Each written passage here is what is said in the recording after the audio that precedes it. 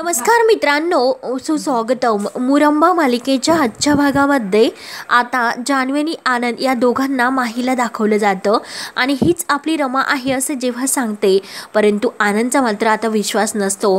तो शशिकांत आणि सीमाला विचारतो की आई आणि बाबा मला खरं खरं सांगा की हे आपली रमा नाही म्हणून.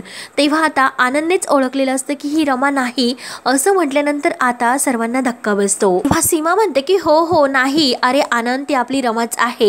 तेव्हा जान्हवी सुद्धा म्हणते की अरे बेबी तू असं काय करतोस, आपली रमा तुला ओळखून आहेत का. म्हणून आता जान्हवीनं माहीला म्हणजे रमाला पकडलेलं असतं आणि ती आनंदला म्हणते की तुला का ओळखत नाही आपली रमा. तेव्हा शशिकांत आनंदला विचारतो की काय रे आनंद, तुला असं का वाटलं.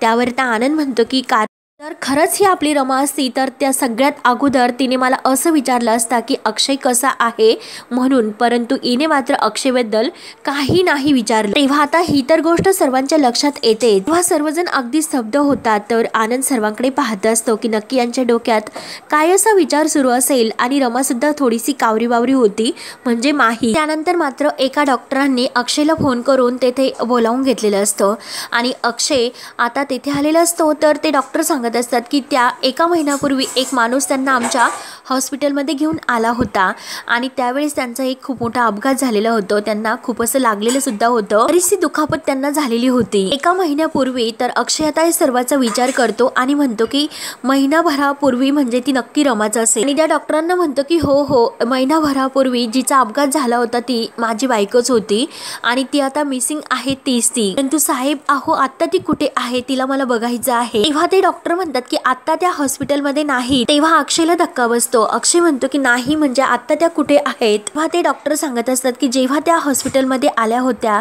तेव्हा तो माणूस त्यांना घेऊन आला होता तेव्हा त्यांची कंडिशन ही खूप क्रिटिकल होती. आम्हाला तर तिच्या जगण्याची शक्यता सुद्धा वाटत नव्हती. म्हणून आम्ही त्या माणसांना म्हटलं सुद्धा होतं की तू पोलिसांना कॉल कर कारण ऍक्सिडेंटची ही केस आहे म्हणून. परंतु त्या माणसाने तर या गोष्टीला नकार सुद्धा दिला. म्हणून आम्हीच पोलिसांना कॉल केला होता. कदाचित त्याच्या गाडीच्या धक्क्यानेच ती ही दुखापत झालेली असावी. तर अक्षयच्या डोळ्यात पाणी येत असतं. अक्षय म्हणतो की पण आता तो माणूस कुठे आहेत आणि तो कुठे घेऊन गेला असेल. हा डॉक्टर म्हणतात की हे बघा आम्ही तुम्हाला खोट्या होप्स मध्ये नाही ठेवू शकत आणि तो माणूस सुद्धा आम्हाला भला वाटला नाही. तुमच्या बायकोला खूप अशी इजा झाली होती, खूप त्यांचं रक्त वाया गेलं होतं. जरीही आम्ही त्यांना हॉस्पिटलमध्ये ठेवलं असतं तरी सुद्धा त्यांचे जगण्याचे चान्स हे खूप कमी होते. तेव्हा आता डॉक्टर असं म्हटल्यानंतर अक्षयच्या डोळ्यात आणखीन पाणी येतं. अक्षय म्हणत असतो की डॉक्टर अहो काय काय बोलतात तुम्ही हे.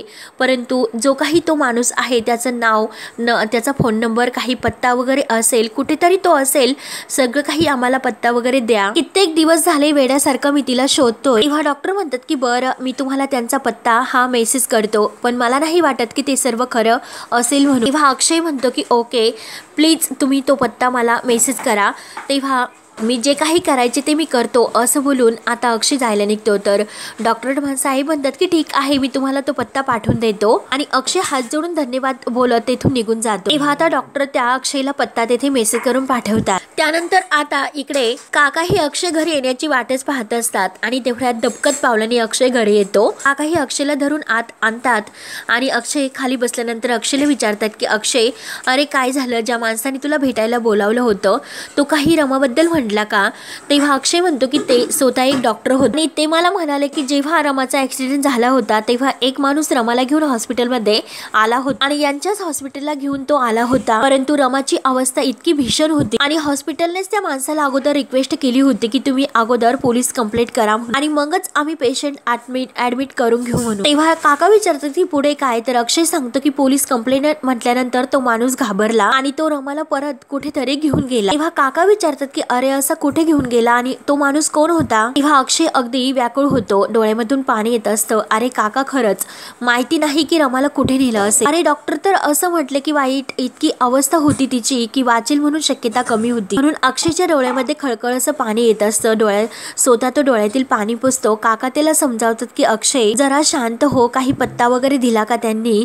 तेव्हा अक्षय म्हणतो की हो पण तो पत्ता वगैरे खरा आहे किंवा खोटा आहे काहीच असं कळायला मार्ग नाही. तेव्हा काका म्हणतात की अक्षय अरे ए बाळा असं रडू नकोस, धीर तू अजिबात सोडू नको, आहे ना तुझा रमावर प्रेम आणि आपल्या सगळ्यांचे आशीर्वाद, आणि आपण देवाजवळ प्रार्थना केलेली आहे ना, नक्की आपली रमा परत येईल, म्हणजे येईनच, लोकांना काही म्हणून दे परंतु आपली रमा नक्की परत येईल. आणि अक्षय बाळा ऐकून घे म्हणून काका आता अक्षयला खूप असं समजावतात, परंतु अक्षय रमाला विसरायला तयारच नसतो, सारखी त्याला रमाची आठवण सतावत असते. त्यानंतर आता इकडे जान्हवी आणि आनंद हे रूम मध्ये येतात. दोघेही अगदी टेन्शन मध्ये दिसतात, कारण जेव्हा जे काही आहे तर त्याबद्दल त्यांना खरं सांगितलेलं असतं.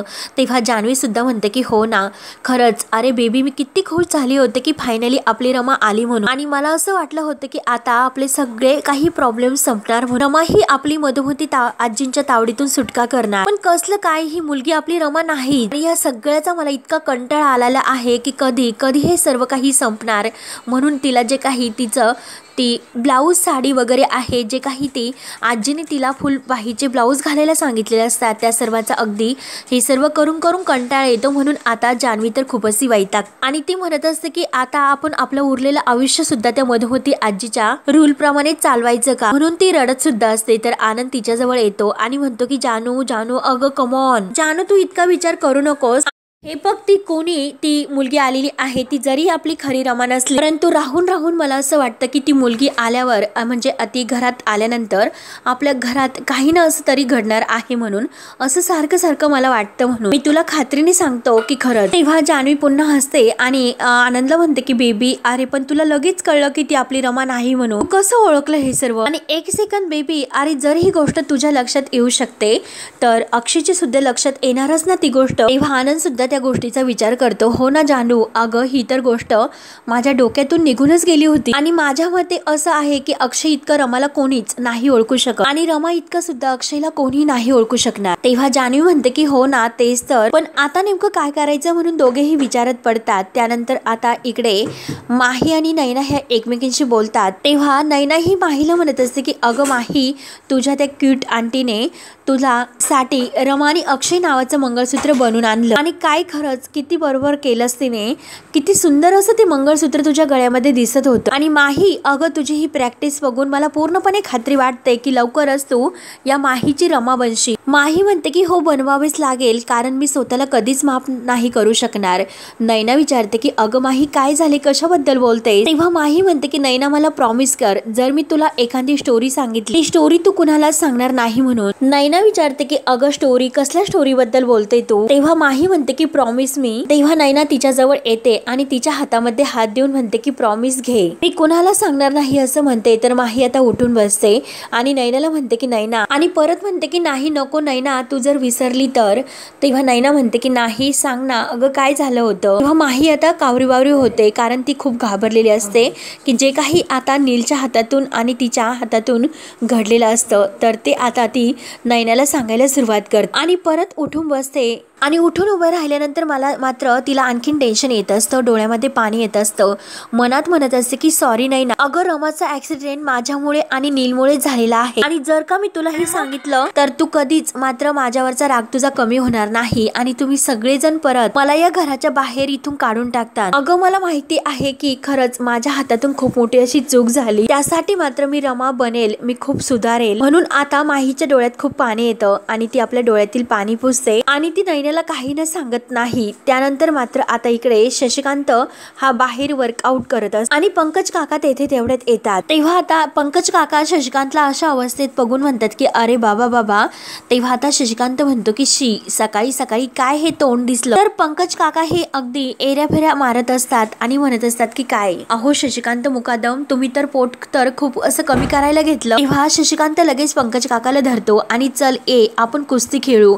पंकज काका नाही नाही करत असतात. तेव्हा आता पंकज काका हे अगदी शशिकांतला बाजूला सरकतात आणि म्हणतात की नाही अहो, मला असं म्हणायचं होतं की केव्हापासून तुम्ही इतका सगळा व्यायाम करायला सुरुवात केली. तेव्हा शशिकांत म्हणतो की अरे ही सवय तर तुमच्या मुलीनेच लावली, म्हणजे रमाने, जे तिने मला सांगितले ते सर्व काही मी फॉलो करतो. म्हणून शशिकांत पुन्हा त्याचे एक्सरसाइज चालू करतो. तर पंकज काका म्हणतात की वेळ निघून गेल्यानंतर शहाणपणा येण्यात काय फायदा आहे. तर शशिकांत म्हणतो की काय रे काय म्हणतोस. तर पंकज काका म्हणतो की काही नाही, बाकी तर सर्व ठीक तर आहे. तेव्हा शशिकांतला रमाची आठवण होते. शशिकांत म्हणतो की अरे काय ठीक असणार, कारण या घरातील सून तर कायमची निघून गेली, त्यामुळे काय असं ठीक असणार. आणि तेवढ्यात आता माही ओरडत येते की कूल डाऊन, अहो एक्सरसाइज चालू केली की नाही. तेव्हा मात्र आता काका आवाज ऐकतात. काका विचारतात की कोण आहे. तर शशिकांत आता घाबरतो आणि याने जर आता हिला पाहिलं, माही याच्या समोर आली तर सर्व काही प्लॅन हा फ्लॉप होईल. म्हणून आता शशिकांत म्हणतो की कोण, कुणाबद्दल विचारतो. तेव्हा पंकज काका म्हणतात की अरे आवाज कुणाचा आहे. तेव्हा शशिकांत म्हणतो की मुलीचा. तर पंकज काका विचारतात की कोण आहे पण ती मुलगी. तेव्हा शशिकांत म्हणतो की माझी पुतणी आहे, ती बाहेर गावावरून आली. काका विचारतात की पुतणी आहे तुमची, मग तुम्हाला इतकं दमात घेते का ती. तेव्हा शशिकांत हसून म्हणतो की ती तर माझ्या मुलीसारखी आहे, त्यामुळे ती मला आता शिस्त लावते. तेव्हा माही ही मस्त आपल्या मोबाईल मध्ये सेल्फी काढत असते. तर पंकज काका शशिकांतला विचारतात, रमाकडून मी कधीही तुमच्या पुतणीबद्दल कधीही ऐकलं नव्हतं. रमा तुला या घरातील सगळं काही येऊन सांगायची का. तेव्हा पंकज काका शशिकांतला घाबरतात आणि म्हणजे काय हो, अहो सांगायची ती सर्व काही आम्हाला. शशिकांत ओरडतो की अरे ती बाहेरून आली, मग तुला रोज कशाला दिसेल, चल निघ बरं, निघ इथून. तेव्हा पंकज काका म्हणतात की हो हकला तुम्ही आता इथून आम्हाला, कारण आता आमच्या या घरामध्ये काय असं राहिलं, आमची रमा होती तेव्हा परत तुम्ही तुमचे जे काही रंग आहे ते तुम्ही दाखवायला सुरुवातच केली. कारण आता पंकज काकाच्या पलीकडून माही उभी असते आणि शशिकांतला आता काही झालं तर ह्या पंकज काका आणि माही या दोघांना एकमेकाच्या समोर येऊन द्यायचं नसतं. म्हणून आता जबरदस्तीने ते पंकज काकाला जायला सांगत आणि परत ते अगदी पंकज काकाला आपल्या छातीशी धरतात आणि नाही रे असं नाही असं म्हणतात. पंकज काका म्हणतात की नाही तेच खरं आहे. तर शशिकांत म्हणतो की नाही, अरे नाही. पंकज काका म्हणतात की अरे आमची रमा म्हणजे सोनं होती. तेवढ्यात मात्र आता शशिकांत हा पंकज काकाला धरून आपल्या छातीशी धरतो आणि तेवढ्यात सीमा येते आणि माहीला आत घेऊन जायला सांगते. तर सीमा ही माहीला धरते. शशिकांत सीमाला खुणवत असतो की तिला आत घेऊन जा म्हणून. सीमा माहीला म्हणते की अगं कोणीतरी तुला बघेन, तू सकाळी असं का बाहेर फिरतेस.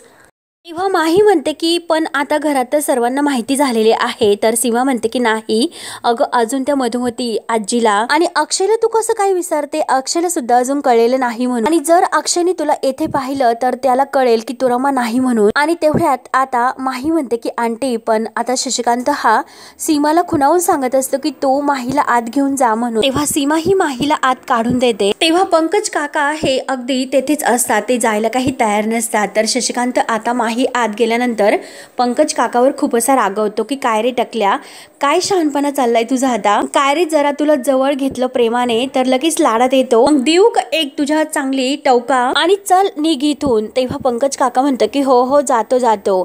शशिकांत म्हणतो की हो जा, नाहीतर तुझ्या अंगावर कुत्र सोडेल. तेव्हा पंकज काका पुन्हा मागे वळून म्हणतात की रमाने ते मला नाही सांगितलं.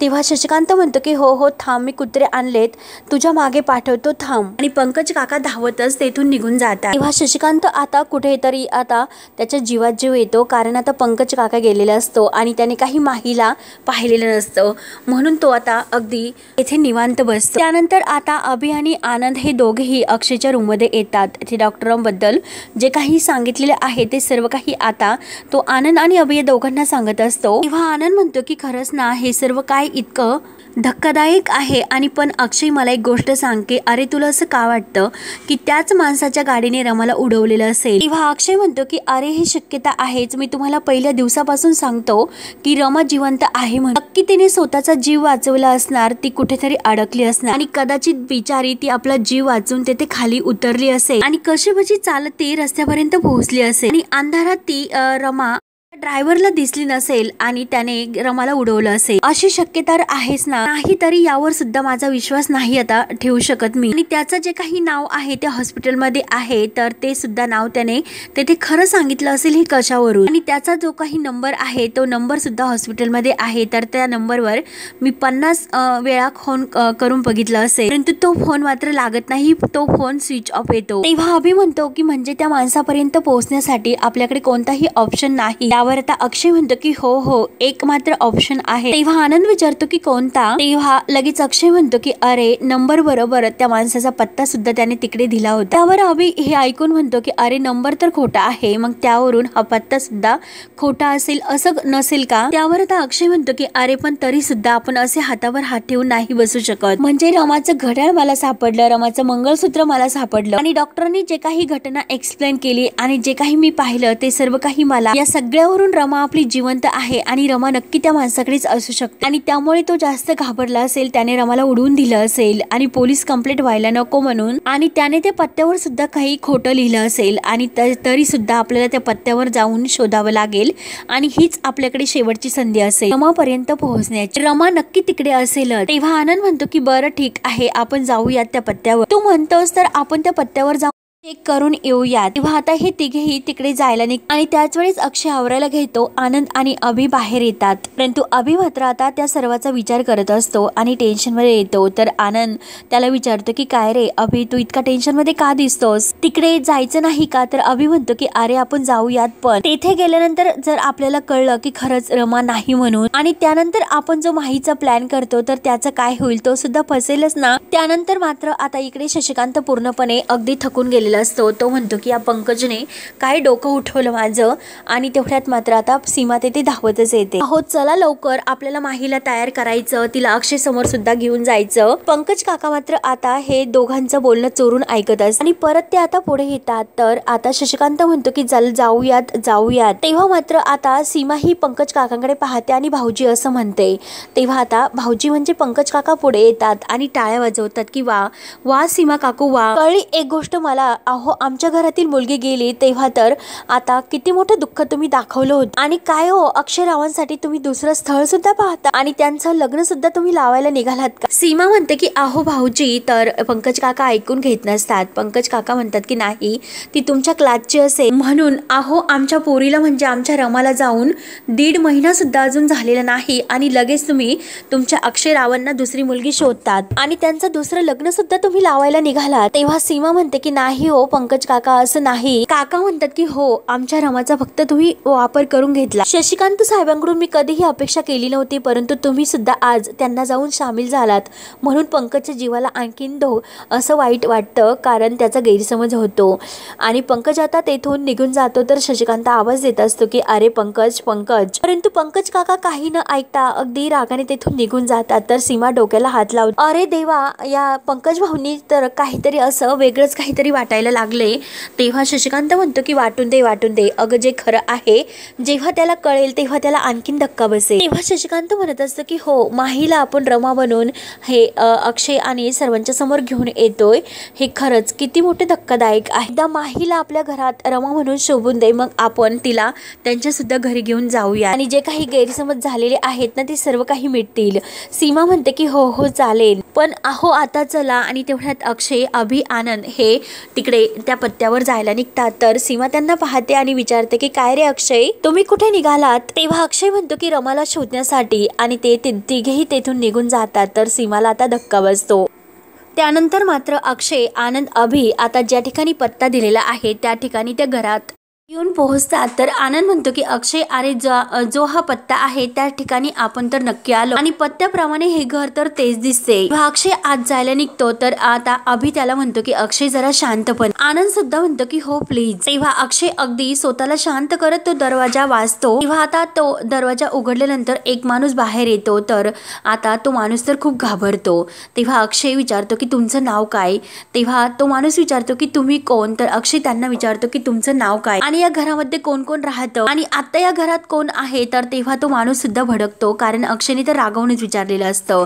तेव्हा तो माणूस म्हणतो की माझं नाव प्रशांत देशमुख आणि माझी बायको, मी, माझी मुलं एकत्र या घरामध्ये राहतो, तुम्हाला काय करायचं? म्हणून तो माणूस सुद्धा आता इतका भडकतो। तेव्हा जे काही पोस्टर आनंदच्या हातामध्ये असतं रमाचे, तर त्या फोटो ते त्या माणसाला दाखवतात आणि ह्या जे काही हरवलेले आहे यांना 1 महिन्यापासून आम्ही शोधतोय, तर 1 महिन्यामध्ये तुम्ही मात्र यांना तुमच्या गाडीने उडवलं होतं आणि त्यांना हॉस्पिटलमध्ये घेऊन गेल्या होता। तेव्हा आता ते काका म्हणतात की तुम्ही काय बोलतात? अहो मी ह्या बाईंना पहिल्यांदाच पाहतो आणि तुम्ही नेमकं हे काय बोलतात? तेव्हा अक्षय म्हणतो की मग तुमचा ऍड्रेस आम्हाला कसा काय दिला? मग हॉस्पिटलने आम्हाला हा ऍड्रेस कसा दिला? मग तुम्हीच यांना उडवलं ना, माझ्या बायकोला? त्यांना तुम्ही उडवलं की नाही? म्हणून अक्षय आता त्या माणसाची गचंडी धरतो। तेव्हा आनंद म्हणतो की अरे अक्षय स्वतःला साव आणि अक्षयला शांत करतो। तेव्हा तो माणूस खूप भटकतो, माझ्यावर हात टाकायचं नाही, हे बघा मी जर तुमच्यावर कंप्लेंट केली ना तेव्हा आता अभि आणि आनंद हे अक्षयला धरतात, त्याला बाजूला करतात। आनंद पुढे येतो आणि त्या काकांना म्हणतो की त्याच्या वतीने मी तुम्हाला सॉरी म्हणतो। ऍक्च्युअली कसं आहे की एका महिन्यापूर्वी त्याच्या बायकोचा ऍक्सिडेंट झाला होता, ज्या माणसाने तिला हॉस्पिटलमध्ये नेलं मग त्या माणसाने त्याचं नाव साईनाथ आणि इकडचाच पत्ता त्याने लिहिला होता। तेव्हा आता ते काका म्हणतात की एक मिनिट, म्हणजे तुम्ही काय म्हणालात आता? साईनाथ, आणि हे बघा आम्ही येथे 15 दिवसापूर्वी राहायला आलो, पण या अगोदरचा जो काही भाडेकरू होता त्याचा काहीतरी प्रॉब्लेम झाला आणि तो मात्र अचानक हे घर सोडून निघून गेला। तेव्हा आनंद विचारतो की पण त्या माणसाचा काही पत्ता, कॉन्टॅक्ट वगैरे, मोबाईल नंबर जर तुमच्याकडे असेल तर प्लीज तो आम्हाला द्या। तेव्हा आता अभि म्हणतो की हो हो, ती व्यक्ती आता कुठे असेल, मी एजंट कडून हे घर घेतलं होतं त्यामुळे तो या अगोदर कुठे होता त्याचा पत्ता वगैरे मला काय कसे माहिती असेल। तेव्हा अक्षय हे जेव्हा ऐकतो म्हणजे अभ्या याच्या अगोदरचा माणूस साईनाथ तो जेव्हा येथे राहत होता आणि आता हे घर सोडून गेला, नक्की तोच असेल। आणि पुन्हा अक्षय सुद्धा त्या काकांची सॉरी म्हणून माफी मागतो आणि आनंद सुद्धा। त्यानंतर अभि, आनंद आणि अक्षय पुन्हा घरी येतात। तेव्हा अक्षय म्हणतो की प्रत्येक बाबतीत तर माझ्या बाबतीत असंच होतंय, एक आशेचा किरण असतो तिथपर्यंत मी शोधतो आणि एकदाच असं वाटतं की कोणीतरी अंधार करून टाकला म्हणून। तेव्हा अभि म्हणतो की अरे अक्षय आम्ही आहोत ना तुझ्या सोबत, तू असा धीर सोडू नकोस। तेव्हा अक्षयला आता आणखीन टेन्शन येत असते। आनंद सुद्धा समजावतो की अक्षय अरे कम ऑन, काही ना काही मार्ग नक्की सापडेल। तेव्हा अक्षय म्हणतो की मग तोपर्यंत अशीच वाट बघत बसायची कमी, आणि वाट बघत बसायचं हे मला नाही शक्य। अरे माझी बायको हरवली, माझा संसार उद्ध्वस्त झाला, त्यामुळे मी नाही अशी वाट बघू शकत। तेव्हा अभि आणि आनंद हे दोघेही एकमेकांकडे पाहतात तर अभि म्हणतो की अरे अक्षय तू का असा बोलतोस? तर अक्षय चिडतो। अक्षय म्हणतो की का असा बोलतोस? मला सगळ्यांना असं वाटतं की रमाची काही काळजी तुम्हाला उरलेलीच नाही आणि मला सुद्धा, आणि तुम्हाला असं वाटतं की रमा परत नाही येणार म्हणून, तुमच्या मनातच नाही की रमाने परत यावं म्हणून। अक्षय आता खूप असा भडकतो आणि हा भाग येथे संपतो। पुढील भागामध्ये अक्षय आपल्या रूम मध्ये एकटाच बसतो आणि तो मनाशी म्हणत असतो, अगं रमा तुला तर माझ्या मनातील कळतं आणि माझ्या मनातील प्रत्येक तू गोष्ट ओळखते, मग आता तू कुठे आहेस? मी तुला किती शोधतो हे तुला का कळत नाही?